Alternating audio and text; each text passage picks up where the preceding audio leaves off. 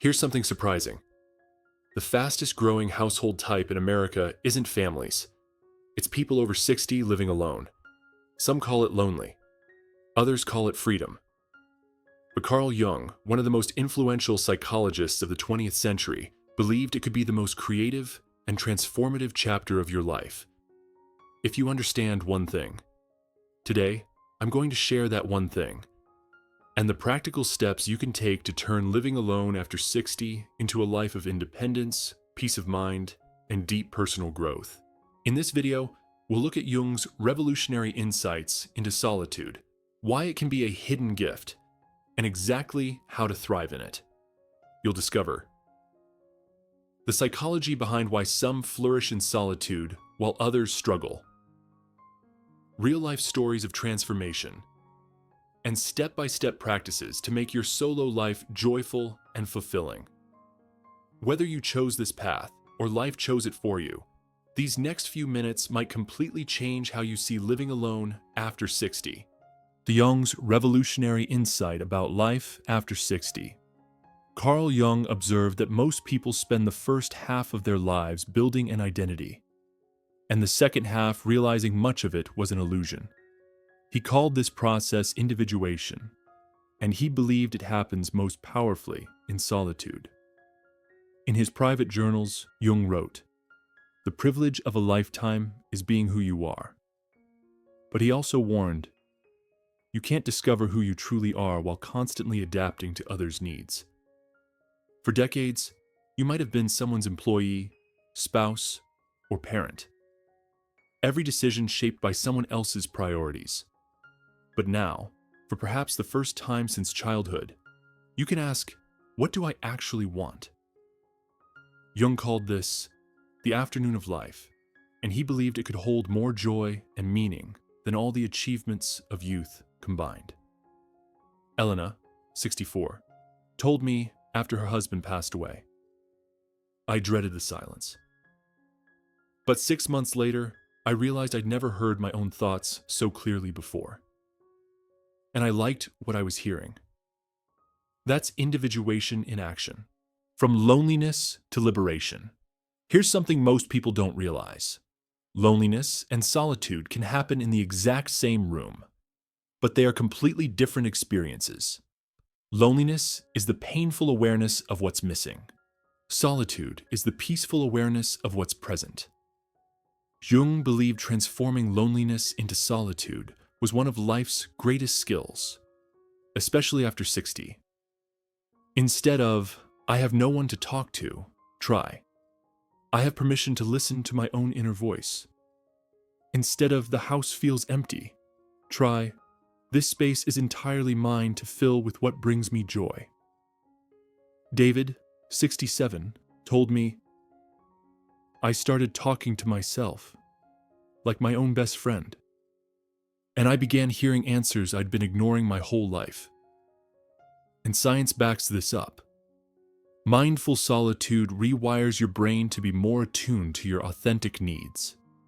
If this is resonating with you so far, please tap the like button. It really helps YouTube share this video with others who might need to hear it. And if you want more insights like this, hit subscribe so you never miss the next one. Have you experienced that shift from loneliness to solitude? Drop a comment below. I'd love to hear your story. The Art of Sacred Solitude, Jung's practical framework. Jung didn't just write about solitude, he lived it. Here are 5 of his most powerful techniques, adapted from modern life. 1. Morning pages. Write 3 pages of unfiltered thoughts every morning. No editing, no judgment. Insights surface when you stop controlling your mind. 2. Create your temenos, sacred space. Designate one spot in your home that's entirely yours. A reading chair, a desk, even a window seat. Make it your mental sanctuary. 3rd evening reflection. Ask yourself, what did I discover today? What old pattern am I ready to release? What new possibility is emerging? 4. Active imagination. Once a week, set aside 20 minutes to draw, write, or even speak to different parts of yourself. One woman I know found her love for poetry at 71 this way. 5. Build chosen connections. Quality over quantity. Relationships now should be by choice, not obligation. Grace, in her 60s, told me, I stopped coffee dates out of politeness. Now I meet with 3 friends who truly inspire me. It's life-changing. Why some thrive alone, while others struggle. Jung's insight was clear. The difference lies in your inner world. Those who suffer in solitude often haven't developed a rich relationship with themselves. But it's never too late. Jung himself made some of his greatest discoveries after 60. Building with his hands, creating art, and studying ideas for sheer curiosity. Thomas, 69, began piano lessons simply because he loved the sound. Anna, 73, wrote letters to her younger self, creating a dialogue across decades. As Jung wrote, the meeting of 2 personalities is like the contact of 2 chemical substances. If there's any reaction, both are transformed. The most profound meeting is with yourself. Rewriting society's story about living alone.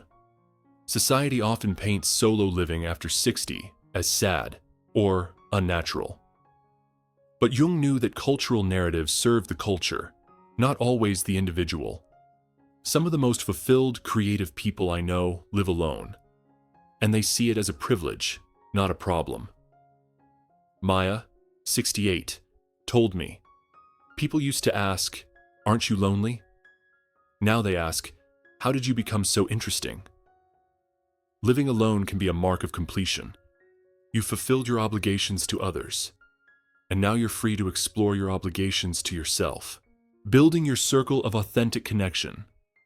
Individuation doesn't mean isolation. It means your connections become intentional. You stop using relationships to fill emptiness and start sharing from fullness. Your social circle may be smaller, but it will be richer.